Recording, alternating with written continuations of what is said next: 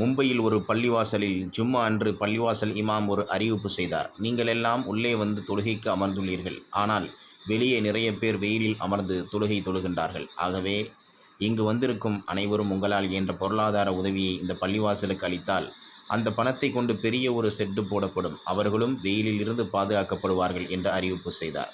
அப்போது ஜும்மா முடிந்தவுடன் ஒருவர் வந்தார். வந்தவர் கிழிந்த ஆடையுடன், காலில் செருப்பு இல்லாமல், அவர் மனைவி தலையில் போட்டிருக்கும் துணியில் 10க்கும் அதிகமான கிழிசல்களுடன் அவர் வந்தார்.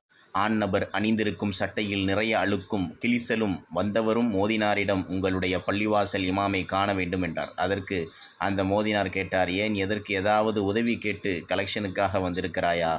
இல்லை, நான் கலெக்ஷன் கொடுக்க வேண்டி வந்திருக்கிறேன். உடனே அவர் ஓடிச் சென்று இமாமை அழைத்து வந்தார்.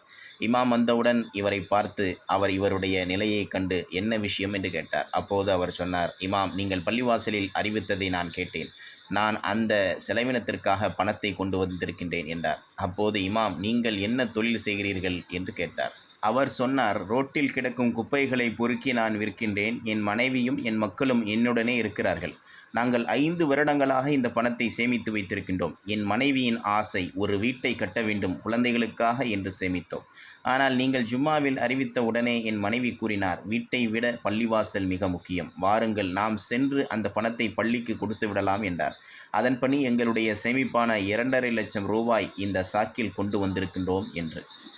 உடனே இமாம் அவரை அமர வைத்து டீ, தண்ணீரெல்லாம் கொடுத்து பள்ளிவாசனுடைய அனைத்து பொறுப்பாளர்களையும் உடனே கூப்பிட்டார்.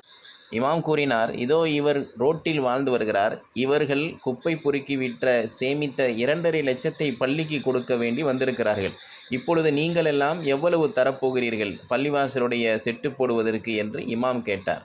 உடனே பள்ளி செயலாளர், தலைவர், பொறுப்பாளர்கள் அனைவரும் இணைந்து 10,000, 20,000, 30,000, 50,000 என்று 2.5 லட்சத்தை அப்போதே வழங்கினார்கள். உடனே இமாம் அந்த 2.5 லட்சத்தையும் எடுத்து இவர் கொடுத்த 2.5 லட்சத்தையும் அந்த உதவி செய்ய வந்தவரிடம் 5 லட்சத்தையும் கொடுத்து, நீங்கள் உங்கள் மனதிற்கு விரும்பியபடி ஒரு வீட்டை கட்டிக்கொள்ளுங்கள் என்று அவரிடம் கொடுத்து விட்டார். உடனே அவர் வாங்க மறுத்தார். ஆனாலும் பள்ளி நிர்வாகமும் இமாமும் அவரை வாங்க வைத்தார்கள். அப்போது அவர் அழுது கொண்டே இருந்தார். அப்போது நிர்வாகிகள் கேட்டார்கள், நீங்கள் ஏன் அழுகிறீர்கள்?